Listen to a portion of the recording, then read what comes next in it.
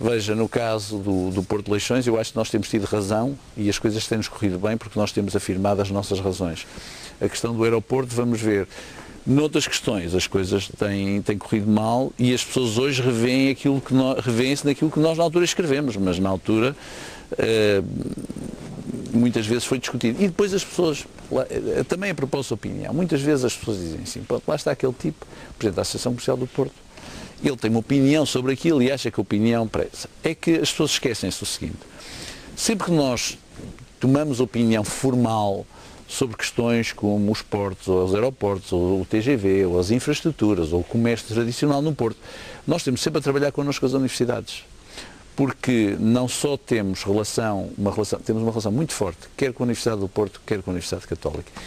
Invariavelmente o que não passa na comunicação social é que nós, para tomarmos aquela posição, independentemente de termos as nossas convicções, pedimos estudos, e estudos são pagos em instituições universitárias. E isso eu acho que credibiliza muito a nossa posição e às vezes, devo dizer que em alguns casos até nos surpreende. Muitas vezes nós temos ideias diferentes, acabamos por pedir um estudo e muitas vezes acabamos... No caso do aeroporto pediu um estudo. No caso do aeroporto pedimos 3 estudos. Ainda recentemente nós pedimos um estudo relativamente à possibilidade de uma organização metropolitana de transportes que conjugasse numa estrutura única o Porto de Leixões, o aeroporto, os STCP e o metro. Estávamos nós convencidos que aquilo que o Porto de Leixões e o aeroporto rendem em termos de lucro podia servir para financiar o metro e os STCP. Mandamos fazer o estudo. Verificou-se que não era assim, mas apresentamos o estudo publicamente. Portanto, às vezes os estudos também servem para demonstrar que a nossa opinião a priori depois não tem razão de ser. Era ótimo se fosse, porque eu estou preocupadíssimo com o metro do Porto, mais toda a gente. Neste momento, aquilo que nós vemos é que não vai haver dinheiro para investir no metro do Porto, de facto. O nosso conceito era engraçado, se desse para fazer vasos comunicantes era ótimo. Olha, estávamos enganados. Mas isto obedece, de facto, a mandar-nos fazer estudos e fazermos com as instituições da cidade. Olha, e quando nada acontece, pelo menos as instituições da cidade têm algum financiamento por via dos estudos que a gente encomenda, o que também é útil, porque não são gratuitos como calcula. Há pouco quando referia-me a um estudo que fez, ou que pediu para o aeroporto de Lisboa. Sim. Que se chamava... Opção Portela mais um. Mais um, exatamente. Que é, mas repare, é o que vai acontecer. É curioso, nós fizemos esse estudo há 7 ou 8 anos.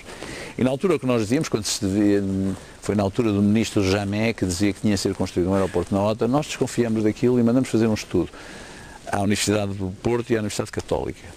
Arranjamos um grupo de pessoas notáveis que foram, porque eu não queria interferir no estudo, que fossem como os comissários do estudo. Chegamos à conclusão que, em primeiro lugar, a OTA era o pior sítio para construir um aeroporto. Depois chegamos à conclusão que, independentemente disso, Lisboa não devia sair da Portela. Devia ter a Portela e mais um aeroporto. E mandamos fazer o estudo, apresentamos o estudo. E na altura toda a gente achou que lá estão os tipos do Porto. O que é que eles têm que se meter com Lisboa?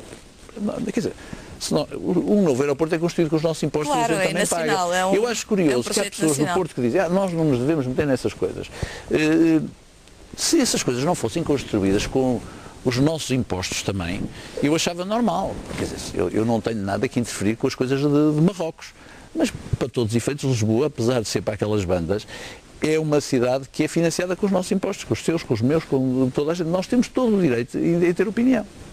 Falando, e muito rapidamente, resta-nos cerca de 5 minutos para a nossa grande conversa. A televisão é uma eternidade. Terminar. As tuas paixões, e não podemos deixar de falar no Futebol Clube do Porto, porque estamos num canal com um clube, não de um clube, isto é a frase do nosso diretor, isto não é um canal de um clube, mas é um canal com... Frase. É bonita, não é? Eu gosto, sempre tenho a oportunidade... Eu, aliás, por simples não, trouxe uma gravata azul e branca. Eu também estou de azul. Podia não saber que eu era portista e, portanto... É uma paixão antiga e que lhe dá muito, e que sofre muito com ela, ou nem por isso? Sofro imenso com ela, sofro imenso com o Porto. Mas ultimamente sofro menos. Eu sofria com o Porto nos anos 60 e 70. Hoje em dia já não sofro. Hoje em dia o Porto é mais uma fonte de alegria do que sofrimento.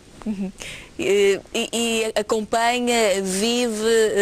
Acompanho imenso, acompanho o Porto e jogos todos? Não vou ver os jogos todos, porque antigamente ia ver os jogos todos. Hoje em dia é difícil, até porque os jogos hoje em dia a gente nunca sabe a que dia da semana são, que é uma confusão.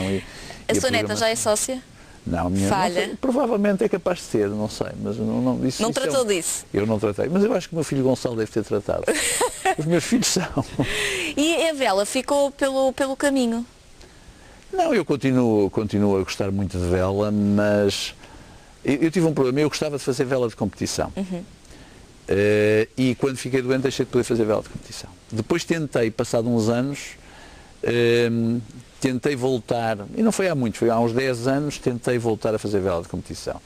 E então havia um amigo meu, o Tiago Roquete, que aliás foi campeão europeu, que ia fazer um campeonato da Europa e disse ao Tiago, se encontrares um barco, à minha medida, compra. E ele telefonou-me a dizer, pá, tenho aqui um barco, é do campeão europeu, e eu disse, pá, traz o barco, um snipe, então, um barco pequeno, não é? E ele trouxe o barco e eu resolvi, e o barco vinha todo preparado, vinha bem afinado, e eu fui dar umas voltas no barco, ainda fiz umas regatas, mas infelizmente eu não tenho hoje condição física, fiz imensas operações, não tendo problemas de saúde, tenho limitações que não permitem fazer vela de competição. E isto é uma coisa, quem está habituado a concorrer, pelo menos com a possibilidade de ganhar, depois ir a fazer de lanterna vermelha lá no fundo do pelotão não dá, percebo jeito, perfeitamente. Não dá jeito. Aquilo incomodava-me perceber que não era pelo meu conhecimento ou pelo jeito que eu tinha, mas era pelas condições. Hoje em dia não tenho condição física para fazer vela de competição. Teria nos barcos grandes, mas para isso eu não tenho dinheiro. Quer dizer, para ter iates, aqueles iates fantásticos que a gente vê, mas eu para isso não tenho dinheiro. Rui, infelizmente o nosso tempo já terminou. Espero que tenha gostado da nossa grande conversa. Maria, muito obrigado. Foi um prazer recebê-lo aqui novamente. E assim termina mais uma grande conversa, desta vez com Rui Moreira. Estamos de volta na próxima quarta-feira para termos mais alguém com quem falar. Com certeza que teremos outra grande conversa. Até lá, fique bem.